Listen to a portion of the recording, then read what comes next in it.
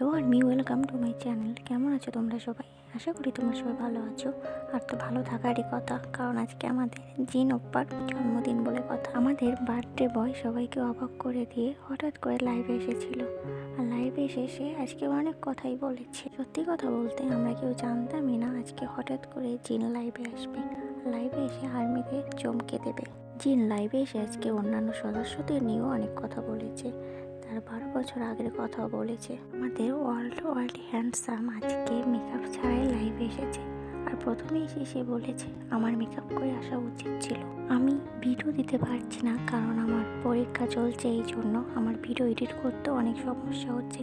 তারপরে ভাবলাম আজকে জিনপ্পার বার্থডে যদি কোনো ভিডিও না দিই তাহলে কেমন হয়ে যায় না। আমার ভয়েস শুনলেই তোমরা বুঝতে পারবে আমি ঠিক কী পরিস্থিতিতে বসে বসে ভিডিও এডিট করছি এবং ভয়েস দিচ্ছি। জন্মদিনের অনেক শুভেচ্ছা আপনাকে জিনপ্পা।